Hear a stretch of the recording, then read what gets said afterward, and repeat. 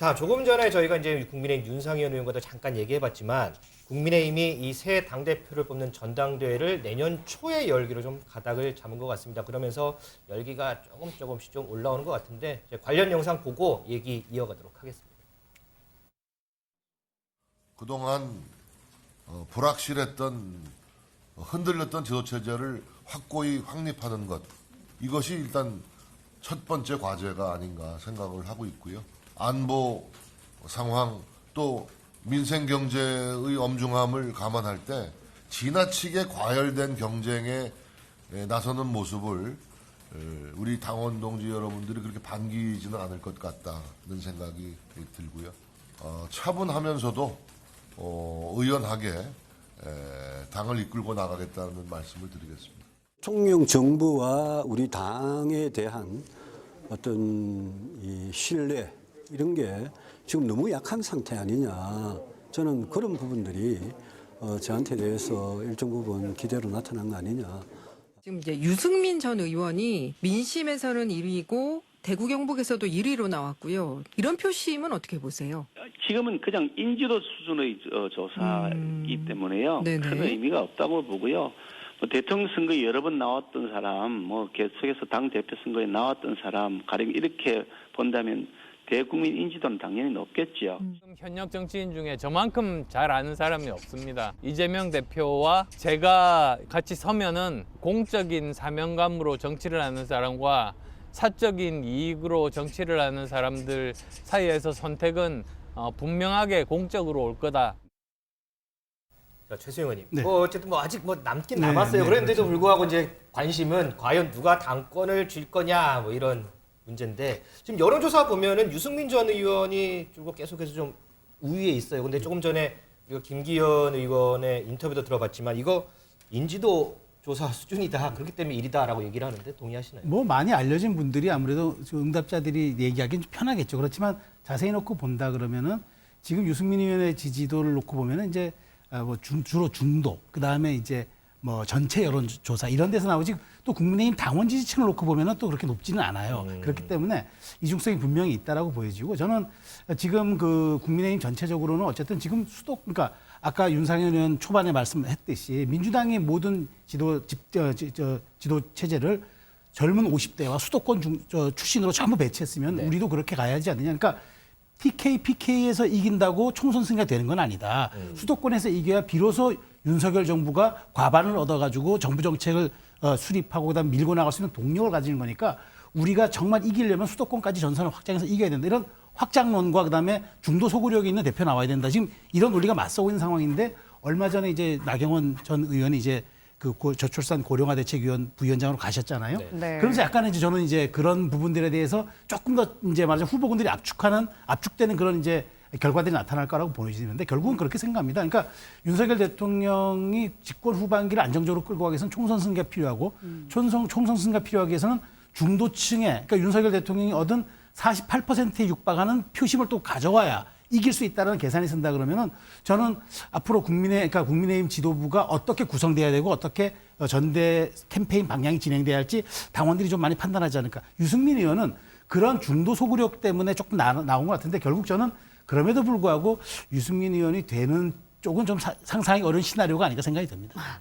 김도수 대표님, 지금 유승민 전 의원이 1위를 달리고 있는 부분에 대해서는 뭐 인지도 때문일 수도 있고 한편에서는 또 역선택일 가능성이 있다 이런 얘기 나오면서 벌써부터 경선으로 나오고 있거든요. 네. 이 역선택 방지하는 조항 만들어놔야 되는 거 아니냐 네. 이런 얘기 나오고 있어요. 어떻게 보십니까? 이게 이제 저는 윤석열 대통령과 지금 이제 국민의힘이 지지도가 높아지고 사실 잘한다는 이야기가 들으면 아마 그런 유승민 의원에 대한 지지가 높을 수가 없습니다. 그런데 하도 이게 이제 이 지지도가 낮을 정도로 너무 못하니까 이게 이제 중도 확장과 좀 유능한 보수 이런 이미지를 가지고 있는 유승민 의원이 이제 부각되고 있는 거라고 보고요.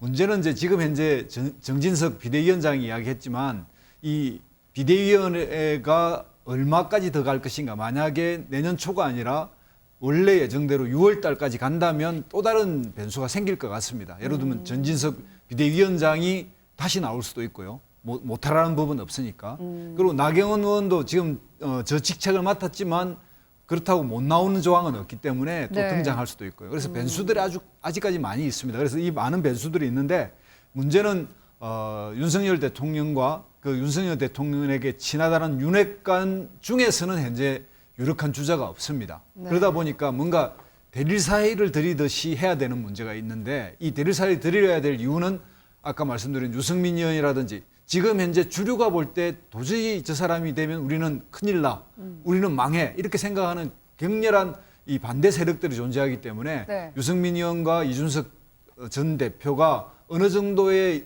영향력을 발휘하느냐에 따라서 윤핵관 쪽의 대응이 달라질 것 같습니다. 과연 누가 대릴 사이감으로 좋을지 네. 여러 가지를 제기되겠죠.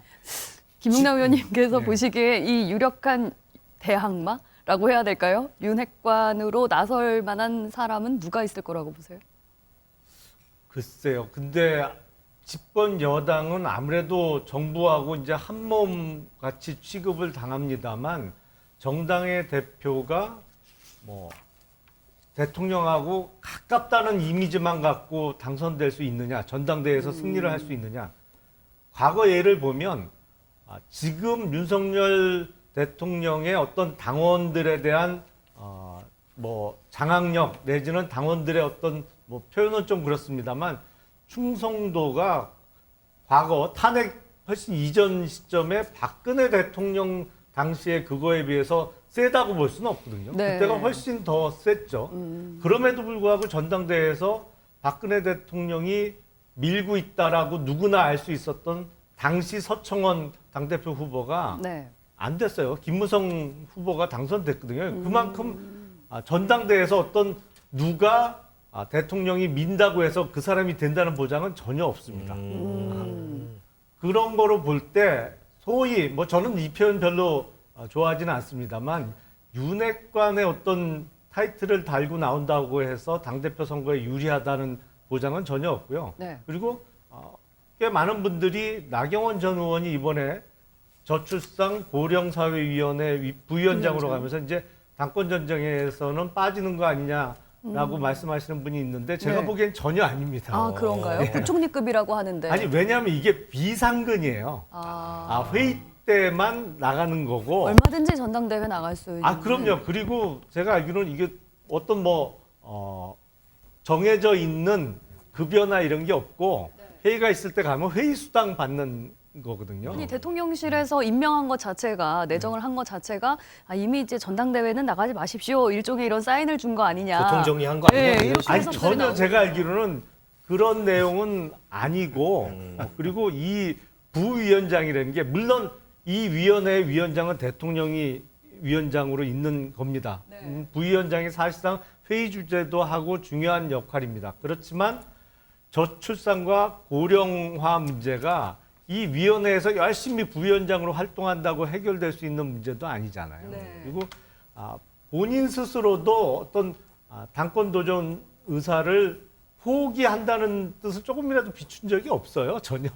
그래서 그 봐야겠네요, 후보군에서 그거. 제외하는 거는 조금 너무 앞서간 것 같고 지금 돌아가는 상황과도 맞지 않는 것 같고요. 네. 물론 지금 언급되고 있는 분들이 모두 나온다. 그러면 결과를 예상하기는 어렵습니다만 네. 국민의힘 당원 당규상 당원 투표가 70%예요. 그걸 좀 염두에 둬야 될 것 같습니다. 신경미 의원님 한 1분 이제 네. 남았는데 전 이게 궁금해요. 요즘 보면 홍준표 대구시장이 유승민 전 의원에 대해서 계속 견제구를 날리거든요. 홍 시장이 유승민 전 의원에게 견제구를 날리는 특별한 이유가 있을까요? 뭐 안 좋죠. 좋아할 리가 있겠어요. 더군다나 대구시장인데 대구에서 인기가 좋아진다? 그거 뭐 굉장히 듣기 싫은 얘기고 다음에 대권을 생각해 보면은 이거 아주 무지 싫은 거죠. 그래서 지금 홍 시장은 틈만 나면 아마 유승민 전 대표 씹는 게 거의 일상의 굉장히 중요한 임무일 것 같아요. 근데 여의도에서 돌아다니는 얘기 한마디만 하면 하여튼 나경원 의원에 대해서는 아까 금방 김 의원이 말씀하신 대로 대통령실이 보내는 사인하고 나 의원이 생각하는 거하고는 좀 다른 것 같고요. 네. 오히려 후보가 더 늘어날 가능성이 있는 게 현재 네. 내각에 있는 분들 얘기가 네. 훨씬 더 많이 나옵니다. 그렇습니다. 자, 알겠습니다. 앞으로 이 국민의힘 당권과 관련해서 우리가 계속 할 얘기가 좀 많아질 것 같은데 좀 어떻게 흘러가는지 좀 보도록 하겠습니다. 네. 자, 주말 뉴스와이드 여기서 마무리하겠습니다. 시청해주신 여러분 고맙습니다.